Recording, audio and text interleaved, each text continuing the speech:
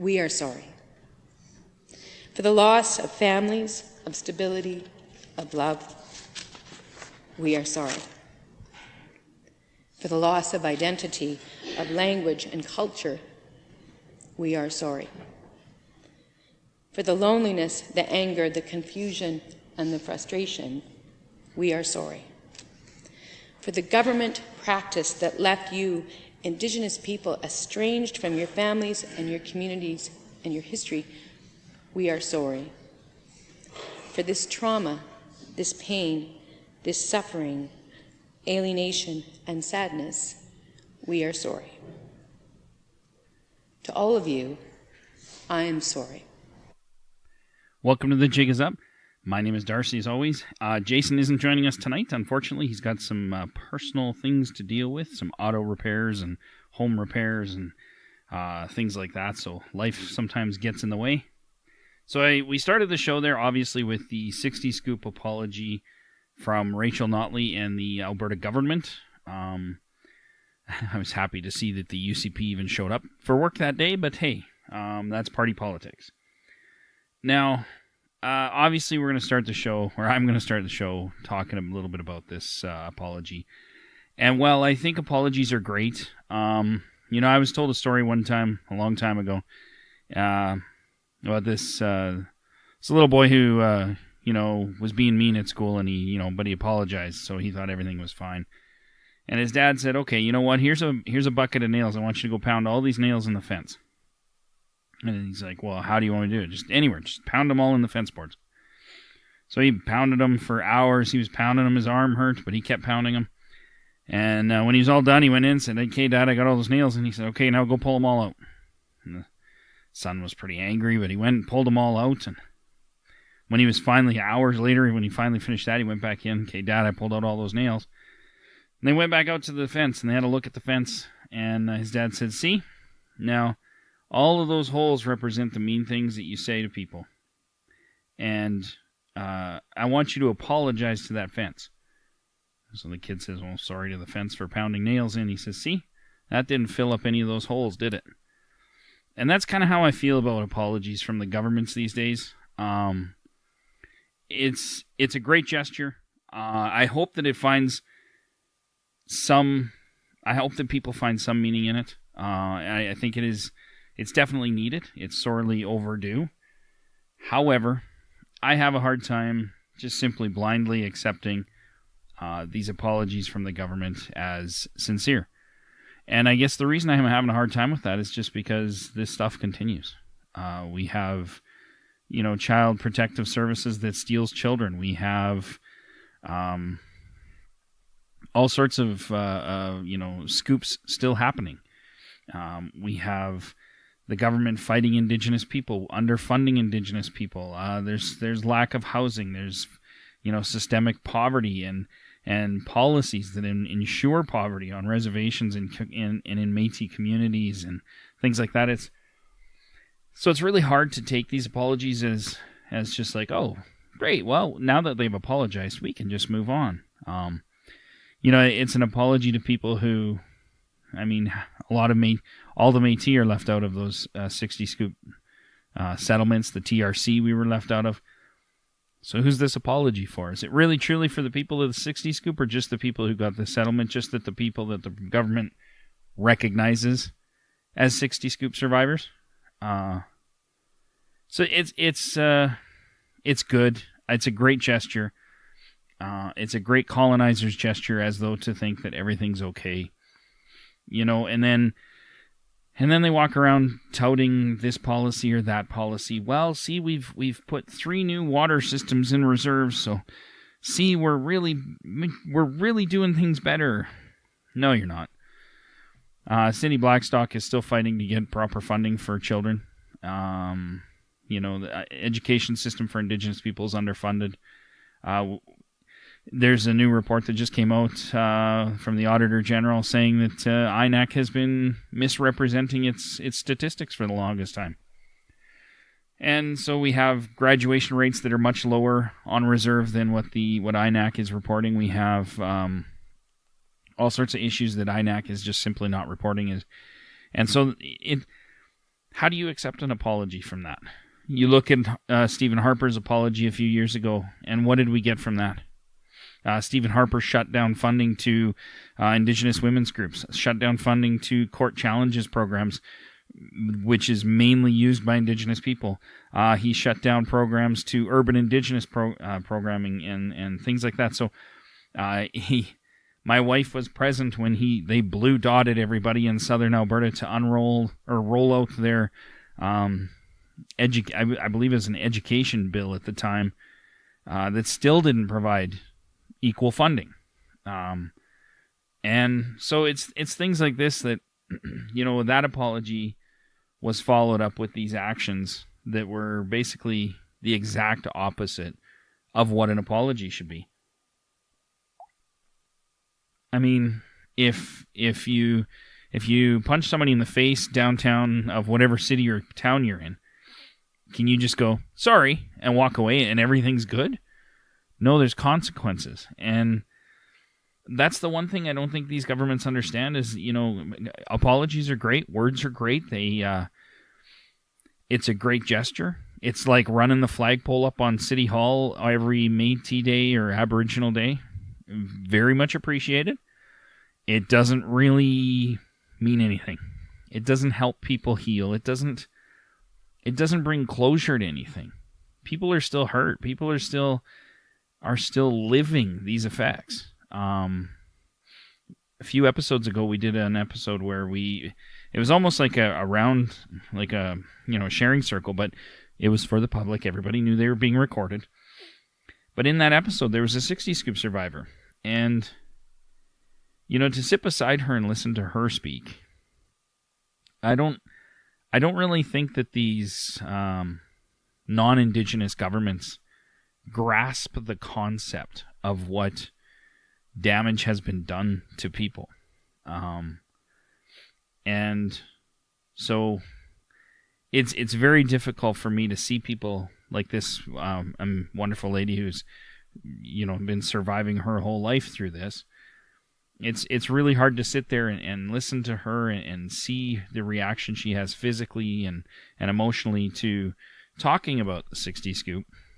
And there's a 90 Scoop, there's an 80 Scoop, there's a 70 Scoop, there's a 2000 Scoop. We're still scooping now, so really we're just at the start of all the scooping. But it's really hard to listen to them and then turn around and hear this apology and go, oh, wow, that's so amazing. So it's a very, very delicate issue. I know that there are 60 Scoop survivors out there that really appreciate the apology, and I appreciate the apology.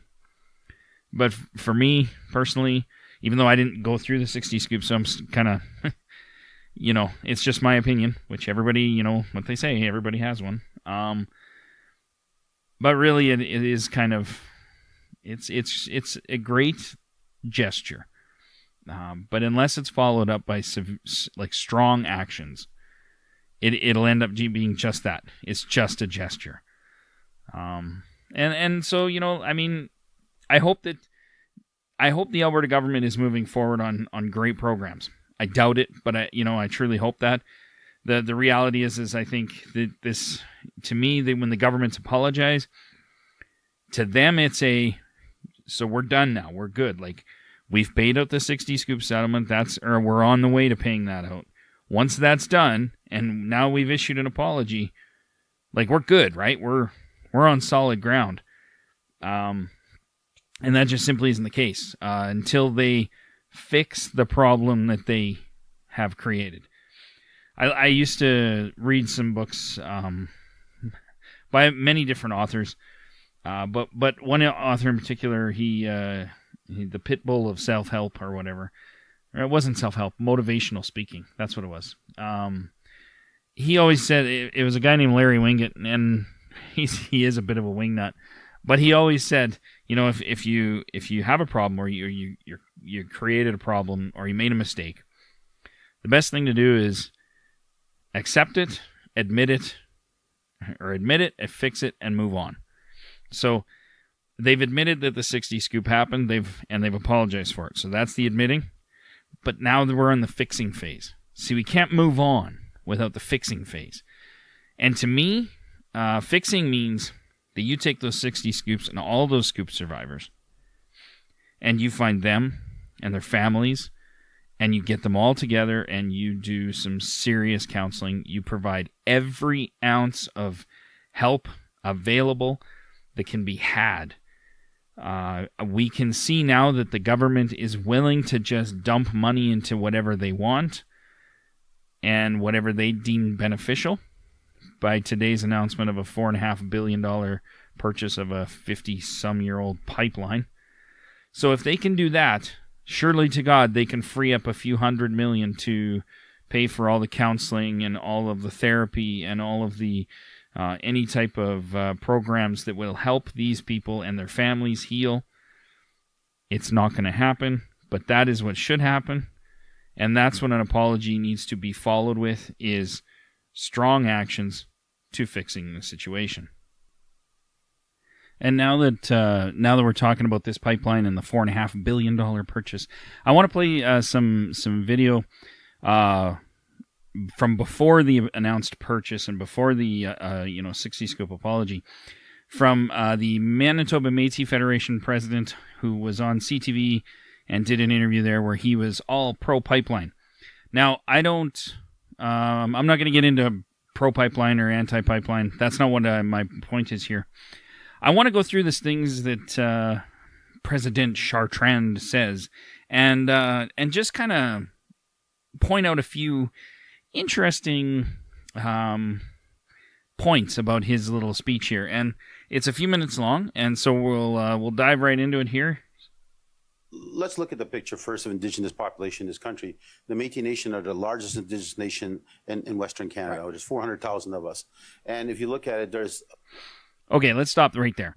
The largest Indigenous nation in Western Canada, which if you take the fact that the census data that Statistics Canada put out, yes, there are 400,000 self-identifying Métis in the western provinces of British Columbia, Alberta, Saskatchewan, Manitoba, and Ontario.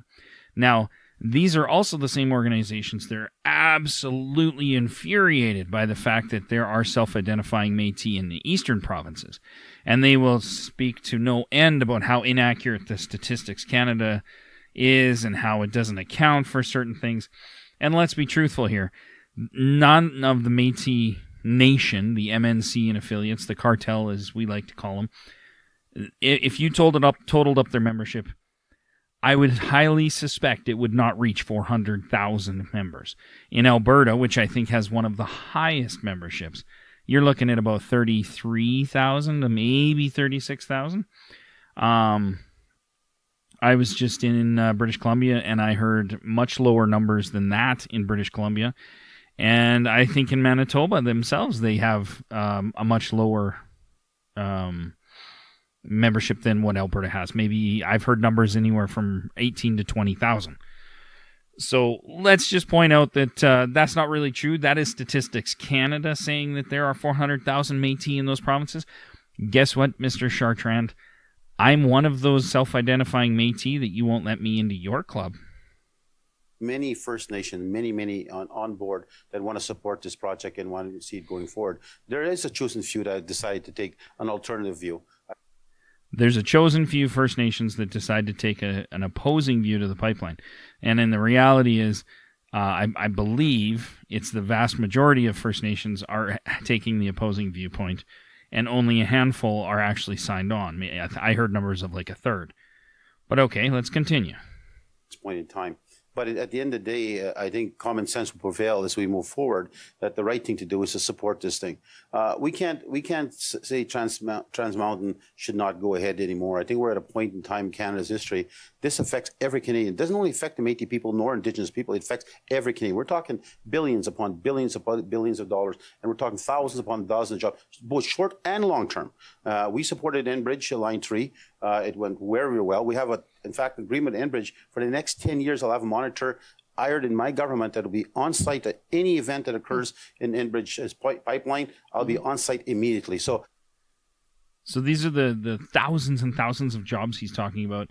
and his only example of a job created for Métis people was a single position of a person who gets the call. If there's a spill, they get a call so that they can show up and stand around on site and watch them deal with the spill. I don't know how that translates to thousands and thousands of jobs for Métis people. Okay, but I guess that one job is worth it. So there's ways in which means if people are concerned about the environment, they can be bought in and their issues can be addressed. Kinder Morgan has stretched itself so far out when it comes to sitting down with duty consult, sitting down with Indigenous people to try to bring everybody, embrace everybody, including the environmental groups that are out there protesting. I want to stick with you on this point because Okay, so he's not only just promoting the pipeline for those thousands and thousands of jobs for one Métis person, but he's now gone so far as to actually talk about how amazing Kinder Morgan is. So let's continue. I always wonder how far a government can go to handle Indigenous opposition along the route. I mean, there's some vowing this will be the epic civil disobedience. How does a government handle the optics of taking Indigenous people who claim a level of government on their own and saying, nope, we got something coming right through your property? Well, I think Indigenous people got to come to terms with certain things, like all leaders. When you want to become a leader, you got to be willing and ready to be compromising. Mm-hmm. If you're not going to compromise, then you're going to be a dictator. So there's two ways how you look at it. So from that concept, okay, I think he understands what being compromising and being a dictator is. A person who stands up for their convictions and their principles on behalf of their people and the land is not a dictator. The people that are standing up to this pipeline, against this pipeline, they are at the behest of their people and of the land. So let's not confuse dictatorship with good, honest people who oppose this pipeline.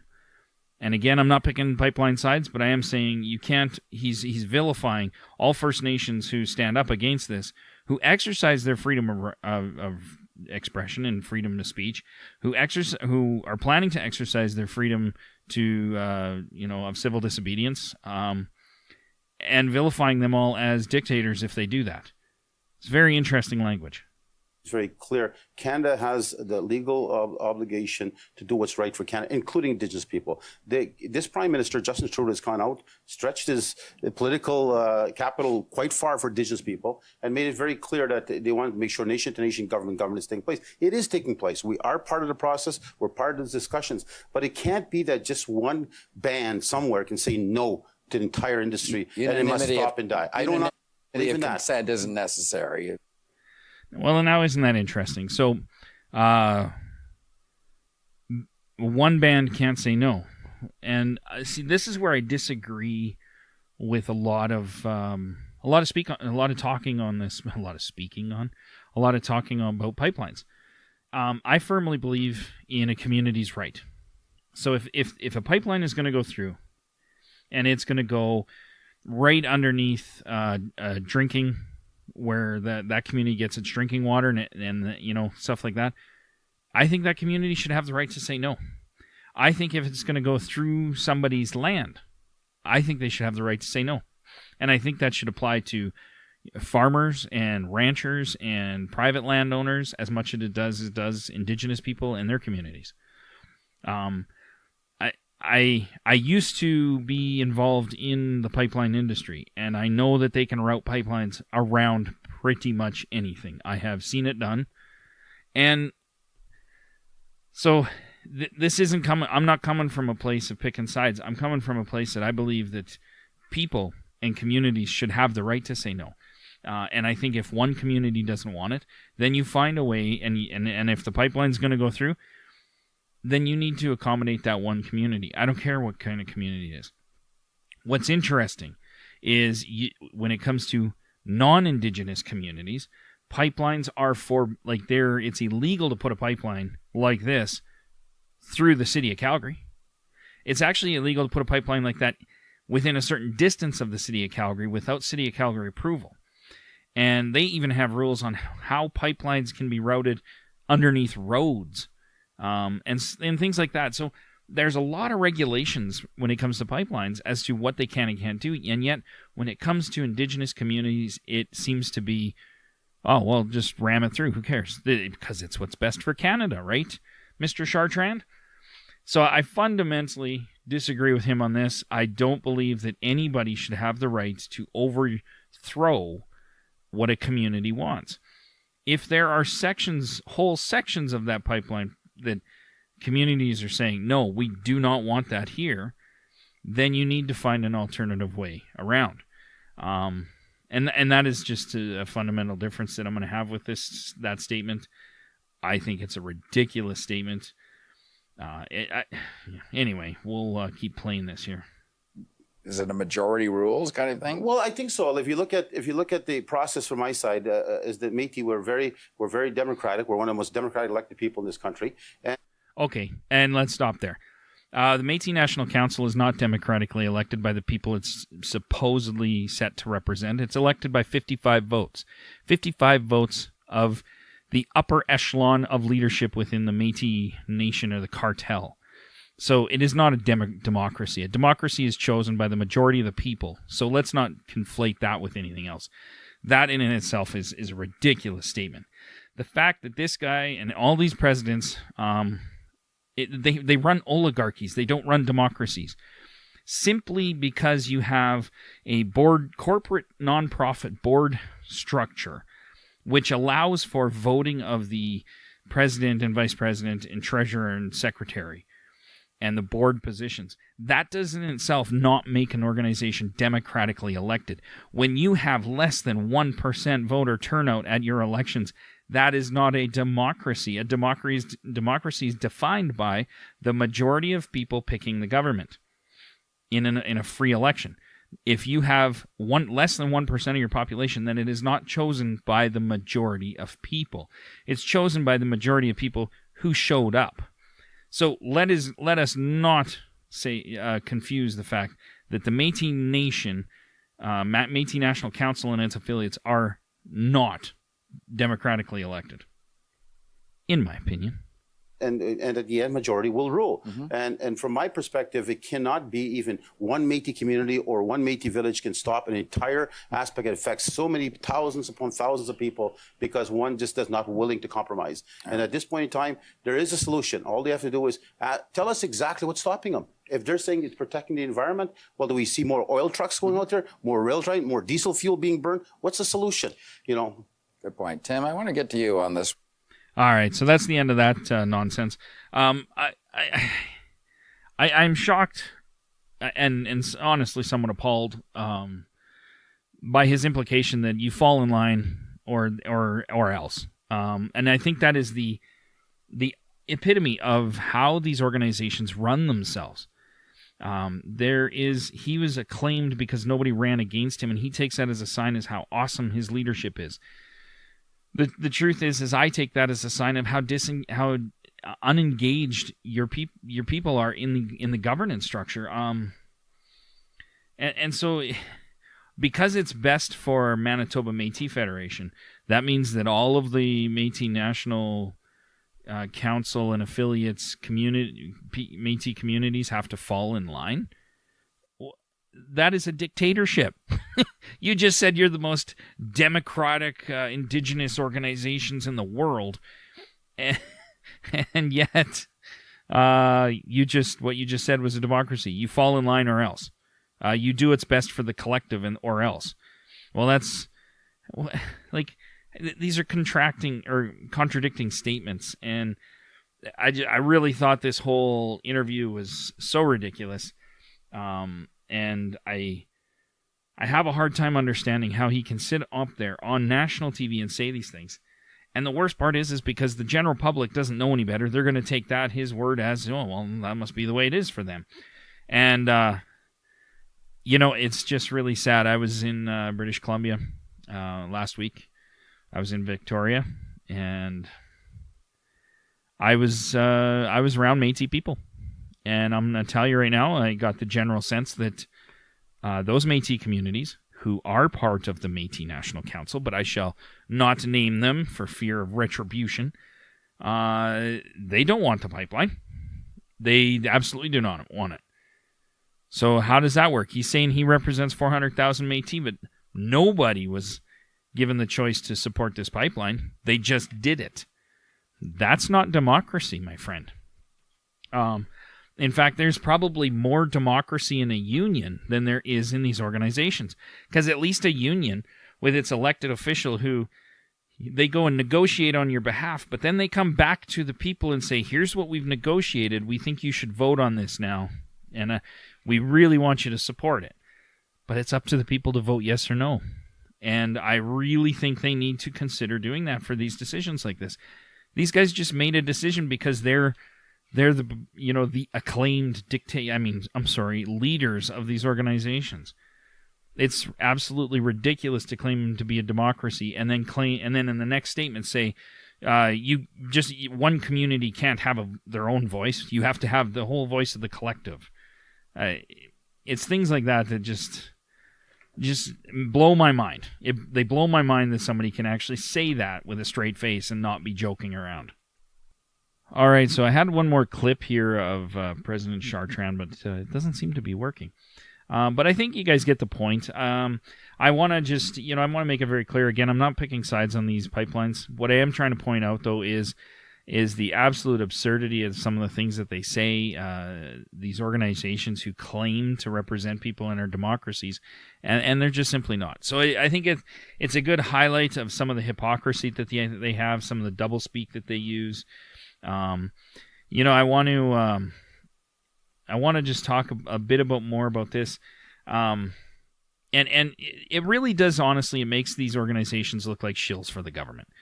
And for those who might not know the term shill, it just means that they, as Christy Belcourt puts it, the MNC dances to Trudeau's fiddle. And I got permission from Christy to and read her post on Facebook, which I thought was an amazing post. And it highlights some of these things that I'm speaking of. But, of course, I think she does it in a much better way. She's a much more eloquent speaker and writer in person than I am. I just, more of a, dude type thing, and I don't know. So I just want to read this. She's got on there, the Métis do not have the right to approve pipelines in other Indigenous nations' territories. So essentially what David Chartrand has said is that the 5 provinces that make up the Métis National Council's homeland, arbitrary homeland, they have the right to approve these pipelines. Well, guess what? Those are on top of First Nations traditional territory. So who the hell gets the say? Because Métis don't have, they can't make those agreements for somebody else's land. The Métis National Council Board of Governors the 5 Board of Governors have made this decision without consultation. Oh my Lord, I can't speak. Without consultation or conversation or agreement of the Métis people. No one I know even heard or knew about it. The 5 acted alone. The MNC is weak. They are completely silent on the issues of Métis exclusion in the 60 Scoop, the languages, MMIW, or children in care. The MNC only cares about jobs and money. Many Michif, like myself, are 100% in support of First Nations who are against the pipelines and tar sands expansion. Canada must have the consent of the Indigenous peoples whose territory the pipeline is crossing, they don't have that. Many Michif, like myself, value and love our waters, our lands, our Métis territories, and do not agree with the resource extraction in our territories either. Many Michif, like myself, are wanting to see a real move to invest in green technology and a new way forward and leave dirt oil behind once and for all. David, who are you calling Canadian? David, the MMF is not a government. You are a president of a non-profit corporation registered with the Government of Canada. The Métis National Council is not a democratically elected, and she puts LOL. 55 people handpick a national president in a closed meeting among their non-profit corporation members and run it like a fiefdom. Chartrand claims that there are 400,000 Métis on the prairies. He is speaking for. Prove it. What are the numbers of actual registered people in the 3 prairie organizations or within the Métis National Council? Come on, you guys, in this time of climate change, you would think we would all be smart enough by now, as Indigenous people, to friggin' be the ones to insist and lead on the transition to green economy. The Métis National Council is such a sellout, they should start a national competition for a new MNC anthem and call it Trudeau's Jig. It would be the Métis equivalent of giving PM a headdress. And how completely rude to shill for the oil companies and trample over the Indigenous nations in the process. The MNC deserves a good licking for their bad manners. So that was Christy Belcour's take on that, not mine. I think she had some very wonderful points in there, and she did an amazing job of eloquently speaking them. And, you know, again, some of those issues are the same things I talked about, the 400,000 members. It's funny how in organizations such as these, you have these organizations claiming there's 400,000 Métis, but they won't actually publish their membership numbers. They claim to be democracies, yet they get they don't even get a voter turnout. I think less than 1% is you just consider that a non-turnout. You know, they make a lot of claims. They say they're accountable to their people, and yet nobody can see their expense reports. Nobody can get answers from them. If you phone the office, unless it's a softball question, you don't get an answer. People that are looking for answers get locked out of offices. We've seen in other provinces, people get the police called on them for speaking their mind at meetings. This is not how you run democracies. This is how colonizers run democracies. When Stephen Harper was in southern Alberta to unroll his education plan that was horrible to begin with, they blue dotted everybody, and the blue dots were the ones that may not get in, and they had the police escort out everybody associated with Idle No More. That is how that is not a good way to run a democracy, but it seems that is the colonizers' way. And it seems like these organizations have taken hold of that and just went, man, this works so good to keep us in power. The only people benefiting from all of this, from Chartrand and his cronies and their dictatorship attitudes towards choosing and deciding what to do in these pipelines and these economic and resource deals, the only ones that benefit are themselves. It's just absolutely ridiculous. Will there be jobs from pipelines? Sure. Will there be Métis that have a job from pipelines? Maybe. But the truth is they didn't consult with anybody. They didn't ask anybody. They didn't put a poll up on their website. They didn't put good God, I have a website. It would take me 8 minutes to put this poll up on my website. Maybe. I think I could even do it from my iPad. So, come on. Let's get with the times here. Let's stop talking out of our ass and start saying the truth. And being honest with people. You don't have a democracy. You know, and until you decide to change it, until you decide to actually be accountable and transparent, it'll never be a democracy. And I have no hopes that while the current leadership in these organizations is there, these organizations will never be democracies, as far as I'm concerned. And then, to tie this all into our Eastern Métis friends, don't worry, we haven't forgotten about you out there. We're going to talk about you guys a little bit here. You know, there's been a lot of, how should I say this without swearing? Garbage, a lot more garbage from certain individuals, certain academics who like to spew their filth every once in a while. Saying how, you know, the Métis in the East they're trying to usurp First Nations rights. They're trying to take away rights. They're trying to take control of Métis lands, and they're not respecting their First Nations traditional territory holders, and blah, blah, blah. So they're saying all of these things about Eastern Métis, which for the vast majority are not true. It's just not true. However, let's pretend for a second it was. You have organizations that get zero funding. You have organizations that have zero legal foothold in the Canadian colonial system because they are in the last throes of absolute colonization. Forced colonization, not voluntary. and you have people who have been dispossessed from their lands and basically crapped on for 400 years, forced to be considered either First Nation or non-Indigenous, forced into the identities they never wanted. So you have all that, and let's pretend for a minute that what this certain academics are saying is accurate. What's the bigger threat here? The Métis, the National Council, and its cartel of organizations that have millions and millions of dollars of government funding, make decisions without consulting anybody regarding massive resource extraction deals and that spans 5 different provinces and how many traditional and First Nation territories. Who's the bigger threat to First Nations' rights to land? Who's the bigger threat to First Nations' rights to anything?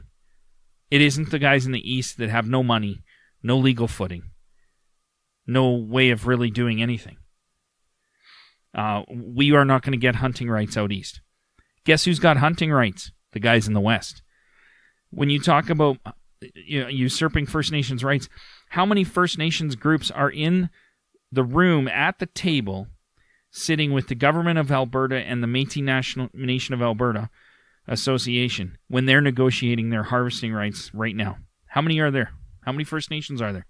So you're going to go in and you're going to negotiate First Nations or harvesting rights without any First Nations family sitting at that table. And then you want to tell me about Eastern Métis who want to just take away and you the right to the land from First Nations people? What are you doing?